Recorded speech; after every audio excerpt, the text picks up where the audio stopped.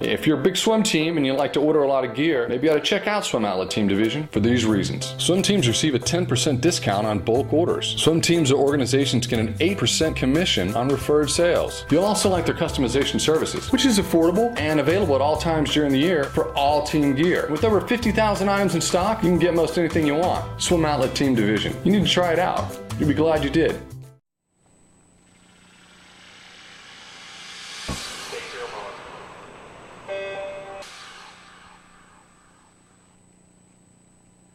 This is the Morning Swim Show for Tuesday, September 24th, 2013. I'm your host, Jeff Cummings.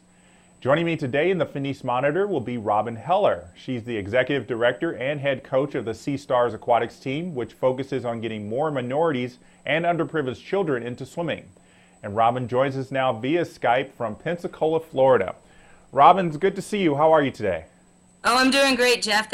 Thanks for having me. It's our pleasure. So this is a great program at Seastars. It's very unique in the sense that since you guys have been around since 2005, not only does the team consist mostly of underprivileged children and minorities, but membership is 100% free. Where did the idea come from to create such a team? Well, the idea first started in probably January of 2004. I met my current husband, Chaz Heller, coaching for Area Tallahassee Club in Tallahassee. After graduating college, I went on to be a behavior specialist in the school system, which I worked on mainstreaming kids that had been suspended or expelled from school. If they'd been suspended 10 times in a semester, they went to a secondary school that I was a behavior specialist with, and I was trying to mainstream them back into their regular middle schools and high schools. At that same time, my husband was the assistant coach at FAMU, Florida A&M University, and he coached the men's and women's swim team. We had the idea of Seastars pretty much because swimming is such a wonderful sport, not only physically, but it helps with time management.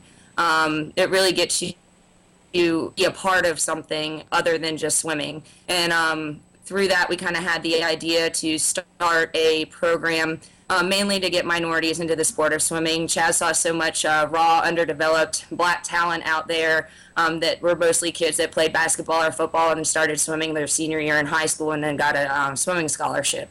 So it was pretty much the idea of getting more minorities into the sport of swimming, but doing it in a mentoring program. So I designed an incentive program for the swim team before we started, where we would track community service, attendance, academics, positive sportsmanship conduct, and personal goals. And through that, swimming is kind of the vehicle to get these kids more successful in life. So that was the idea, and we applied for our nonprofit status in May of 2004. And we were the fastest nonprofit approved in the state of Florida. We had to find a town to bring Seastars to. A lot of people wanted us to keep it in town, but because of the universities and it's just a big city, we decided we had to bring it to a small town and show that it could work. If it could work here, then it could work anywhere.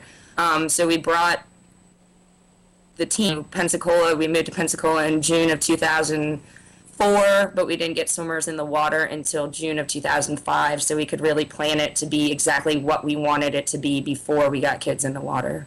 And you said this was the fastest nonprofit approved in the state of Florida. How quickly was it approved? Oh, within a month. Wow, that is within fast. A month. And the idea was, to get the minorities into the sport of swimming, but honestly, we have another aspect of the team, and that's all special needs children, and we put that in our nonprofit application, and I think that's helped with it. In the first few years, that part of the team was probably the most consistent part of the team because we have had a lot of struggles opening up the world of swimming to a very different population that maybe didn't encourage year-round swimming or even swimming at all. Right, and because a lot of these kids are new to the sport, and added on to the fact that because they're probably in situations at home where it's not extremely stable, mostly financially, what's the retention rate? Do you have a lot of these kids coming back year after year? Yeah, it's actually amazing the way that the team's kind of transformed. I really do believe we're kind of at our tipping point to say with Seastars. Last year we had our highest in numbers was 85. This year in 2013 we're up to 110 members. Again, our numbers are much higher in the summer, but we really do kind of get to the meat of swimming, if you will, throughout the fall and winter months. Our first year or two, we were maybe coaching 2 or 3 kids throughout the winter. We had Fun Friday last week, which is something where we get all the kids together, and we had 52 kids there. We swam in a swim meet last weekend, and we had 36 kids represent the team, and those were competition kids. So where before we were maybe retaining a handful of kids, we're really having a lot of kids start to drop other sports for swimming. I have one boy who's 14. Today's his 15th birthday. He's an amazing athlete, and he has football people recruiting him all the time and coming to the house, and he's pretty much said that he's a swimmer now, and that's what he's gonna focus on. So it's taken a lot of time, a lot of energy, and a lot of persistence. But to really develop the team as a whole, we've really come to fruition, I think, this year, and we're retaining more kids than we ever have in the past. We're very positive with the kids. We encourage them to do other things, to find what they like. So we do have some that will fall off during basketball season or cheerleading and then come back on to swimming. And we do have some just summer swimmers that in the course of the past few years have seen the quality of swimming increase in their peers, and they've decided to start swimming year-round. So every year it grows in leaps and bounds of the amount of kids we can retain from summer to winter. And then 2011, you had some success outside of Florida. You sent a couple kids to the Southeastern Sectionals. Tell us about those 2 kids, Real Rosasco and Clay Taylor. Well, Clay Taylor is actually Tuesday is his 10th birthday, and he's been with us for 7 years. The year before he went to Southeasterns, he was just raw talent, just amazing talent. Since then, Will has gone on to another swim team, a local swim team in town, but Clay has continued to swim with us. He's a sophomore in high school right now, and he's competing with his high school team. Another boy that I was talking about earlier, Didi, he qualified for Southeasterns, but he chose not to go because we had our Summer League Championship meet the same weekend, and he wanted to be there and represent the team. I really feel that we probably will have about 4 or 5 that we can get qualifying for Southeasterns this year. But it's very, very amazing to have the kids that, every single one of the kids that we get, the only requirement for them to be on the team is to be on free or reduced lunch and be able to get across the pool. So 99% of the kids that we get doggy paddle across their pool with their head up. They have no concept of butterfly, backstroke, breaststroke. They have no idea what real swimming is. And just in the short 2 years in the program with us, he won the breaststroke in his middle school competition last fall, and he just dropped 32 seconds in his 200 fly. And so it's a lot of that's trying to convince not just sprinting in kids, but like Didi, he swims a 23-second 50 free, 58-second 100 free, and then a 2-minute and 20-second 200 free. So just kind of getting to that mindset of really what work is and what swimming is, and not just the sprinting aspect of the sport. But taking those kids to Tennessee was amazing. We practiced in a 4-lane, 25-yard pool on the west side of town. Most of our kids walk to the swimming pool. About half of the parents I've never met. And honestly, the kids are in the situations because of their parents. So where most swim teams, parental involvement is probably the hardest part of the program. That's the easiest part of my program because I don't really have much, and we can really mentor these kids to show what life can be outside of their little communities that they know in the area in which they live.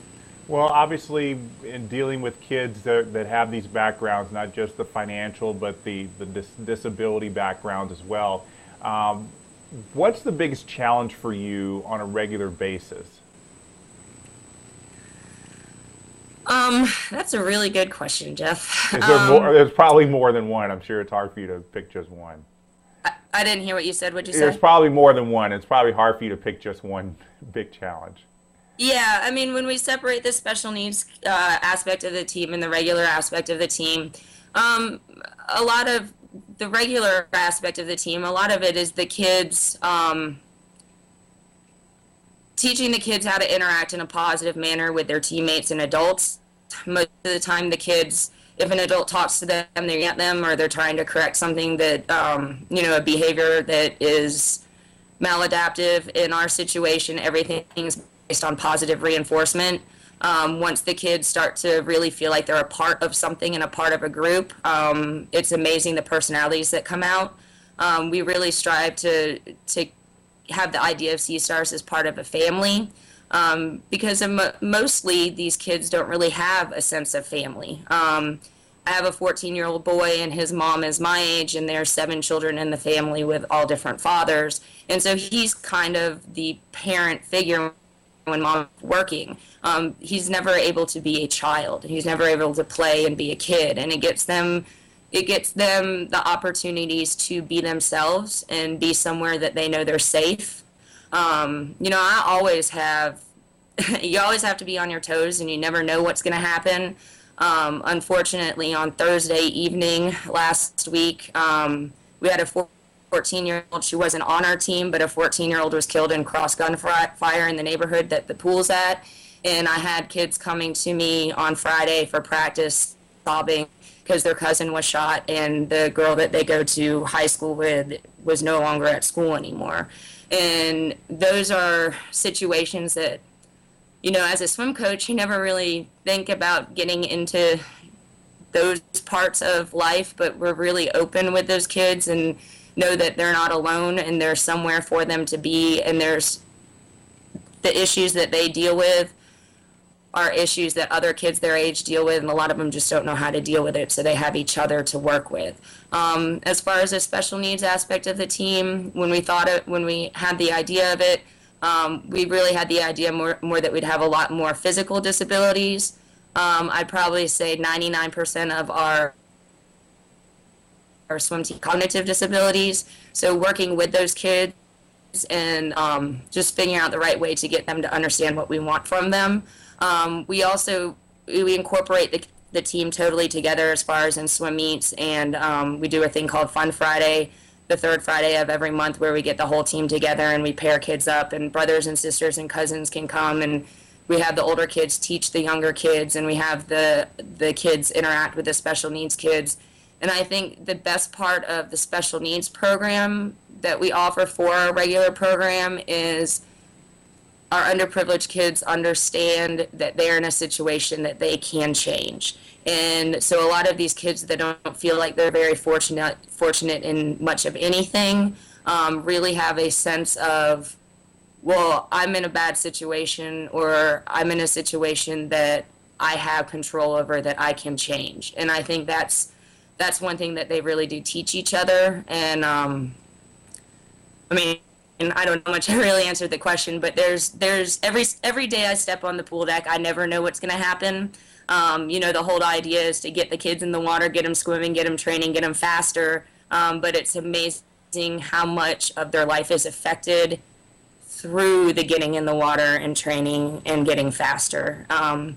Kids that don't try at anything or don't have any reason to do homework or to be better students or graduate high school. They show us their report cards. I have tons of kids that have gone from D's and F's on their report card to straight A honor roll, and to be able to run up to their coach and show someone who's actually going to care that they improved in something. It's not just the improving in the pool, it's improving in their life, in all aspects of their life. And that's got to make you feel real good to see that, the swimming is affecting them outside the pool. Oh, without a doubt, without a doubt. With grant writing, it's really hard to try and figure out how to show people that we're doing stuff, because a lot of it has to do with, the touchy-feely part of it. And we track a lot, through high tech, we can track, swimming improvements, and we've started to implement parent surveys and report cards for the kids, so that not just based on how they're doing with swimming, but how it is positively affecting them in the many ways that it's hard to kind of find measurable results when it comes to getting funding for the program, because we know it works and we know it is working and continue to work, but trying to convince people that we're not just a swim team. And that's the biggest thing for us is we are a swim team, but we're extremely unique to any other swim team out there. And everything that, swimming offers, all the other 500,000 swimmers in USA Swimming, what we offer to our 110 is much more than just a swim team. Absolutely, and that definitely does show. Well, Robin, before we let you go, we want to submit you to our final 5. These are 5 questions that we ask everyone to just kind of get a little bit more information about you and just understand you a little bit better. So let's get started with the first question. If you could change the order of the strokes in the individual medley, how would you change it?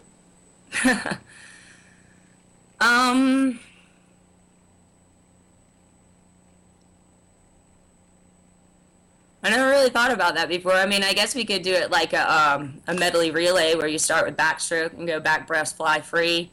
The poor kids, my kids would die doing fly on the third lap of their IM, but then it would be consistent with the medley relay. Okay. What profession other than your own would you like to try? What other profession? If I weren't a swim coach, I would probably be a teacher. I don't know what subject. Maybe philosophy or psychology in a high school setting, or maybe a guidance counselor for a school. And what profession would you least like to try? anything that requires me transportation, like a bus driver, would be probably the worst for me. I'd freak out. If you could change or add any rule in the swimming rule book, what would it be? I